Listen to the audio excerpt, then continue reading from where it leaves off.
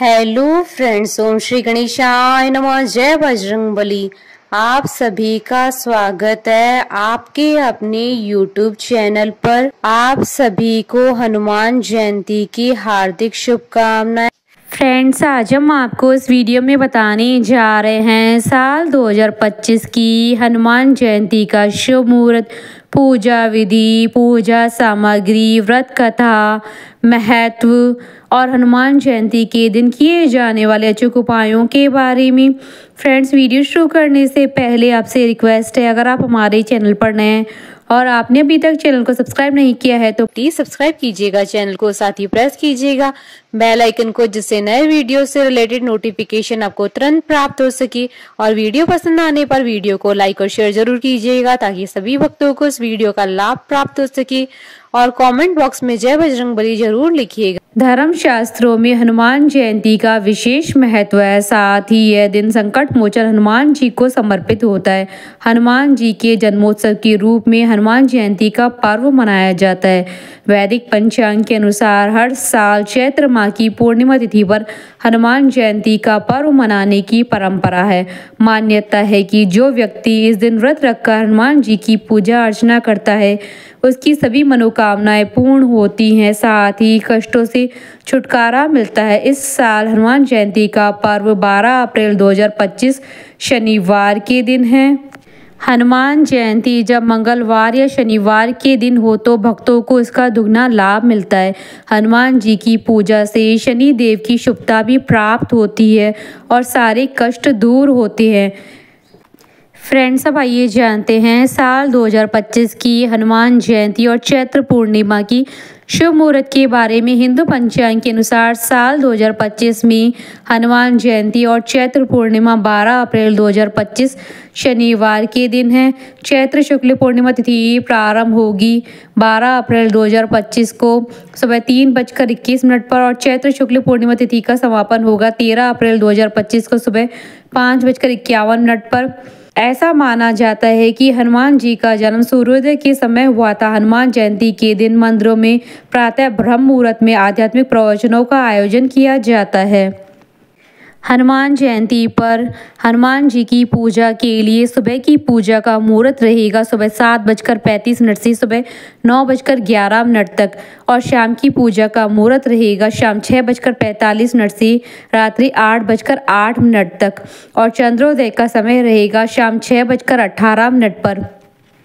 और इस दिन राहु काल का समय रहेगा सुबह 9:10 से सुबह 10:46 तक। राहु काल के दौरान कोई भी शुभ कार्य नहीं किए जाते हैं। और अभिजीत मुहूर्त रहेगा दोपहर 12:02 से दोपहर 12:52 तक और अमृत काल का मुहूर्त रहेगा सुबह 11:23 से दोपहर 1:11 तक और ब्रह्म मुहूर्त रहेगा सुबह 4:35 से सुबह 5:23 तक। फ्रेंड्स, अब हमारे चैनल पर ज्वाइन बटन को दबाकर हमारे चैनल के मेंबर भी बन सकते हैं। हम हमारे चैनल के मेंबर्स की कमेंट्स को टॉप प्रायोरिटी पर रखकर उनका रिप्लाई करते हैं। जो पुराण के अनुसार हनुमान जी भगवान शिव जी की 11वें अवतार है। हनुमान जी ने अपना पूरा जीवन राम भक्ति में व्यतीत कर दिया और श्री राम जी ने उन्हें अजर अमर रहने वाला वरदान दिया। राम भक्ति में तल्लीन बजरंगबली जीवन भर ब्रह्मचारी बने रहे। भगवान शिव के 11वें अवतार माने जाने वाले हनुमान जी के जन्म दिवस को हनुमान जयंती के रूप में बड़े धूमधाम के साथ मनाया जाता है। यह पर्व हिंदुओं का एक प्रमुख पर्व है। हनुमान जी की माता का नाम अंजना और पिता का नाम केसरी है। ज्योतिष शास्त्र के अनुसार बजरंगबली का जन्म चैत्र पूर्णिमा को मंगलवार के दिन चित्रा नक्षत्र और मेष लगन के योग में सुबह 6 बजे हुआ था। हनुमान जी को संकट मोचन के नाम से भी जाना जाता है। कहा जाता है कि भारत के झारखंड राज्य के गुमला जिले के आंजन नाम के छोटे से पहाड़ी गांव में एक गुफा में हनुमान जी का जन्म हुआ था। जब महावीर जी का जन्म हुआ था तो उनका शरीर वज्र के समान था। धार्मिक मान्यताओं के अनुसार हनुमान जयंती के दिन हनुमान जी के दर्शन और हनुमान चालीसा का पाठ करने से मनुष्य को सभी तरीके के कष्टों से हमेशा के लिए छुटकारा मिल जाता है।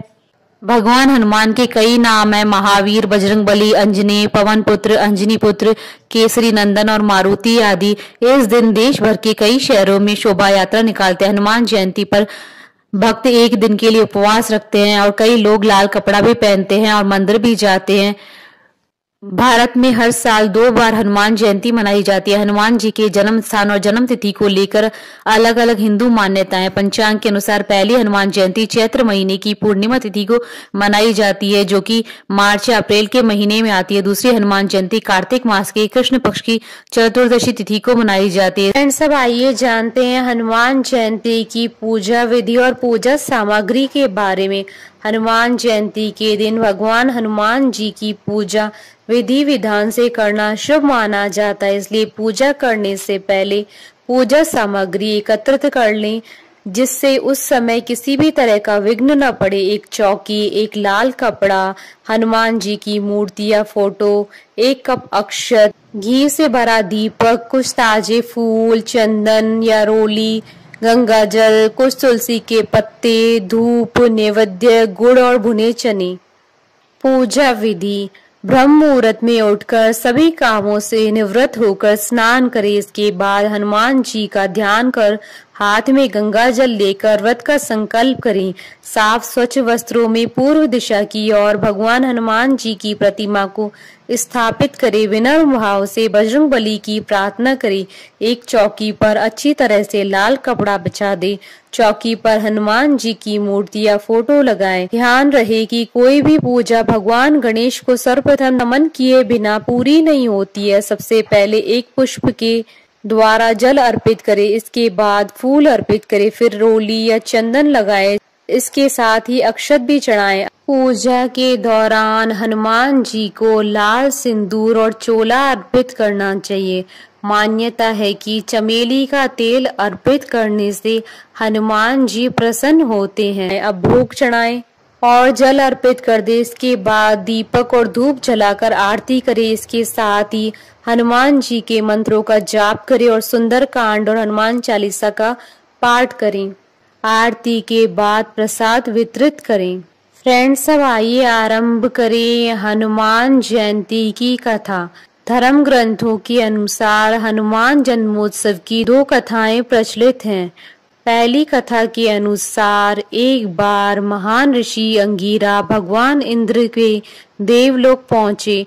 वहां पर इंद्र ने पुंजिकस्थला नाम की अप्सरा द्वारा नृत्य प्रदर्शन की व्यवस्था की, लेकिन ऋषि को अप्सरा के नृत्य में कोई दिलचस्पी नहीं थी, इसलिए वह गहन ध्यान में चले गए।